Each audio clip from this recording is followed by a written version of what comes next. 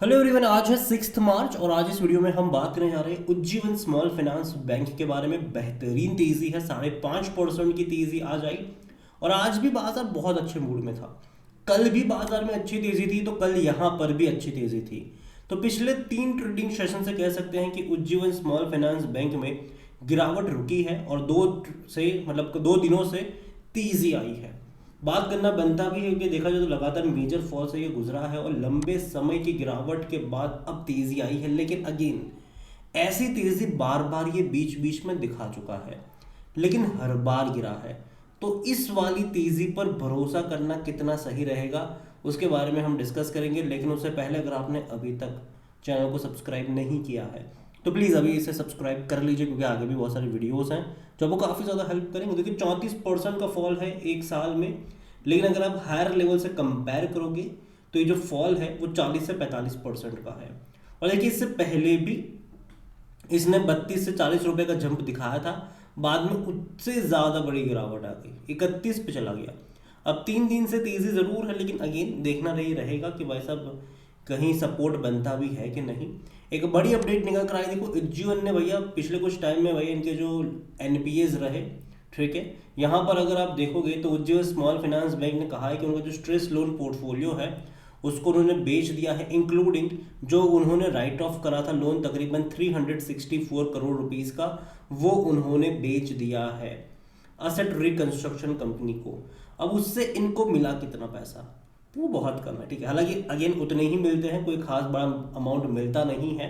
यहाँ पर अगर आप देखोगे तो इन्होंने अपने लोन्स को बेचा है, write off loan pool with outstanding value 364.51 crore as of January 31 2025 to ARC for consideration amounting to 34.26 crore.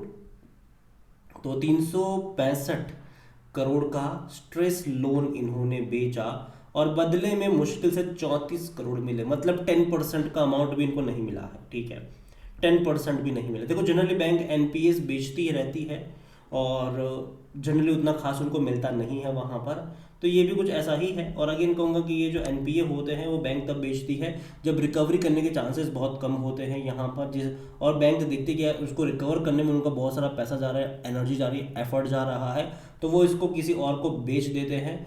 बहुत ही छोटे दाम पर ही बेचना पड़ता है, तभी कोई सामने वाला खरीदता है यहाँ पर। अब जिसको बेचा है वो इन पैसों की रिकवरी करेगा, उससे जितना उसको मिलेगा वो उसको उतना मिलेगा। बैंक को जो मिलना था वो यहाँ से मिल चुका है, ठीक है, सीधा सा मतलब यहाँ पर हिसाब है। और जहाँ तक वॉल्यूम्स देखे, आज 1.5 करोड़ से भी ज़्यादा के शेयर्स यहाँ पर ट्रेड होते नजर आए हैं और कंपनी का 52 वीक्स का हाई 56 रुपीज़ का है, लो 30 रुपये का है। अन्य लोगों के आसपास ये ट्रेड कर रहा है। मार्केट कैप 6,500 करोड़ के आसपास देखने को मिल रहा है। और देखिए ये बैंक अगर आप देखो तो 63 रुपीज़ का इसका ऑल टाइम हाई भी था और जहाँ तक लो की बात है तो 13-13.5 रुपये के आसपास भी ट्रेड कर चुका है। वहीं से एक बड़ी रफ्तार उसने पकड़ी थी और कह सकते हैं कि कोविड के टाइम वाला वो ये वाला प्राइस है, तो अगेन बड़ी रफ्तार डेफिनेटली इसने दिखाई ज़रूर है। और कंपनी अगर देखो तो डिविडेंड भी पे करता है, ठीक है, अच्छा खासा डिविडेंड पे आउट करने वाला ये शेयर है। और अगर आप यहाँ पर देखोगे तो कंपनी ने इनसाइडर ट्रांजेक्शन जो थे 2024 में सितंबर में दिसंबर में हमें देखने को मिले, बड़ी क्वांटिटी पर बिकवाली भी हमने देखी है सितंबर में। और जहाँ तक डिविडेंड की बात करें तो 1.5 रुपये पर शेयर का डिविडेंड पिछले साल पे किया, जो कि अच्छा डिविडेंड है ये। और अगर जहाँ तक वैल्यूएशन के बारे में देखें तो 6.5 का पी है, सस्ता आप कह सकते हो इसको, लेकिन अगेन दिक्कत यहाँ पर यही है कि इनके नंबर्स में वो इम्प्रूवमेंट नहीं है। बहुत ही खराब नंबर थे लास्ट क्वार्टर के, सिर्फ 108 करोड़ का ही प्रॉफिट था। उससे पहले के क्वार्टर के भी खराब थे, 233 करोड़ का ही प्रॉफिट था। उससे पहले के भी खराब थे, सिर्फ 301 करोड़ का ही प्रॉफिट था। तो यहाँ पर आप देखोगे वैसे अब नंबर्स में उतना ज़्यादा एक्साइटमेंट नहीं है। और लास्ट दिसंबर क्वार्टर में तो रेवेन्यू में भी गिरावट आई, जबकि इससे पहले के क्वार्टर में क्या था कि एटलीस्ट रेवेन्यू तो बढ़ ही रहते थोड़ा सी, लेकिन रेवेन्यू बढ़ रहा था। लास्ट क्वार्टर में 1,765 करोड़ के आसपास का रेवेन्यू रहा, जो कि इससे पहले के सितंबर के 1,820 करोड़ के मुकाबले कम है। तो जाहिर सी बात है तो अच्छे नंबर नहीं कहूँगा मैं इसको लास्ट क्वार्टर के, और जिसके चलते मेजर फॉल है। देखो कंपनी ने कहा कि एनपीए इनको डिक्लेयर करना पड़ा, राइट ऑफ करना पड़ा, जिसके चलते ये सारी चीज़ें हुई है। आने वाले 2-3 क्वार्टर और ज़्यादा इंपॉर्टेंट हो जाएंगे इसके, कि शायद वहाँ पर अगर अच्छे नंबर क्लॉक हो जाए तो चीज़ें यहाँ पर बदल सकती है।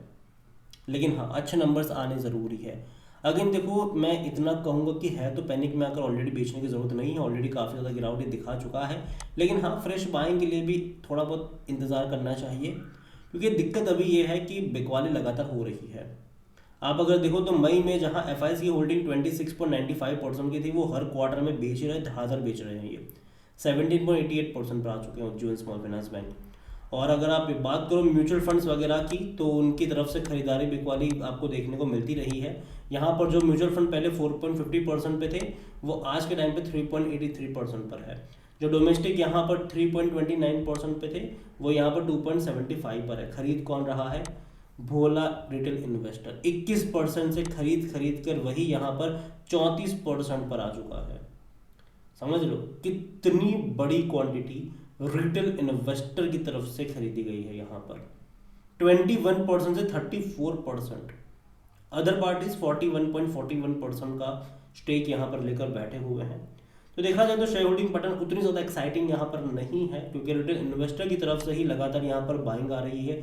इंस्टीट्यूशन की तरफ से बिकवाली है और अदर पार्टीज भी की तरफ से भी बिकवाली, हर कोई बेच रहा है सिवाय रिटेल इन्वेस्टर के। और अगर आप देखोगे तो मई से लेकर दिसंबर में शेयर में भयंकर गिरावट ही हमने देखी है, तेजी तो नहीं आई। तो जो नुकसान हुआ है वो रिटेल इन्वेस्टरों का ही यहाँ पर ज़्यादा होता हुआ नजर आया है।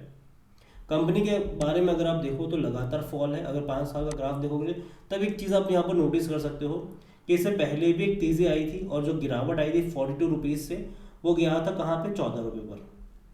42 रुपीज़ से अगर आप देखो 2021 जनवरी से गिरावट शुरू हुई थी, वो जून 2022 तक चली, मतलब ऑलमोस्ट 18 महीने की गिरावट थी ये।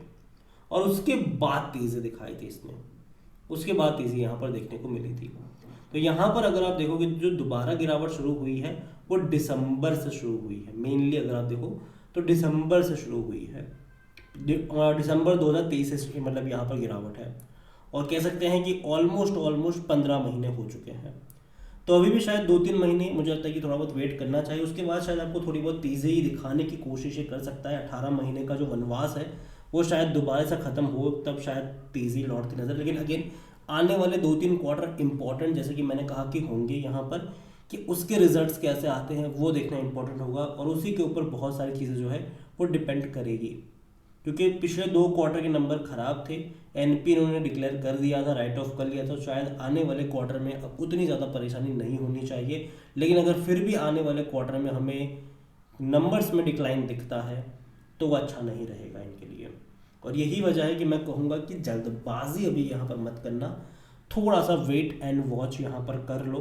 एक बार इनके मार्च के नंबर भी आ जाने दो, उसके बाद कोई फैसला यहाँ पर करिएगा, जल्दबाजी मत करिए। और जहाँ तक बात है, मार्केट अभी जो है वो बाय ऑन डिप्स का नहीं बल्कि सेल ऑन राइज का मार्केट अभी देखने को मिल रहा है, अभी भी कुछ दिनों के लिए। और मैंने पहले भी कहा था कि अच्छी खासी रिकवरी जो है वो मैं एक्सपेक्ट कर रहा हूँ अप्रैल और मई से। अप्रैल में अगेन डोनाल्ड ट्रंप की तरफ से और टैरिफ को लेकर अपडेट आने वाली है, इंडिया में जो लगने वाला है उसको लेकर। दूसरी तरफ इंडिया जो जो टैरिफ कम करने वाला है यूएस के ऊपर, तो उसके ऊपर भी इंटरेस्टिंग हुआ कि उसको मार्केट किस तरीके से देखे, मतलब कैसे देखेगा यहाँ पर, तो वो भी रहेगा यहाँ पर। तो अभी के लिए जब तक चीज़ें क्लियर ना हो, वेट एंड वॉच। अगेन ये मेरा पर्सनल ओपिनियन है, कोई भी इन्वेस्टमेंट एडवाइस नहीं। वीडियो को यहीं पे एंड करता हूँ, पसंद आया हो तो लाइक करो, शेयर करो, चैनल अगर पहली बार तो प्लीज़ सब्सक्राइब करें। और उज्जीवन स्मॉल फाइनेंस बैंक के बारे में आप क्या सोचते हैं वो भी आप मुझे कमेंट में लिख के बता सकते हैं। और कंपनी को लेकर मैं इतना कहूँगा कि बैंक यहाँ से लोअर लेवल बहुत ज़्यादा नहीं हो, मतलब बहुत ज़्यादा यहाँ पर नहीं आना चाहिए। एटलीस्ट 10-12% के फॉल के बाद एक सपोर्टिंग बेस बनना चाहिए, ये मेरा मानना है। Thank you.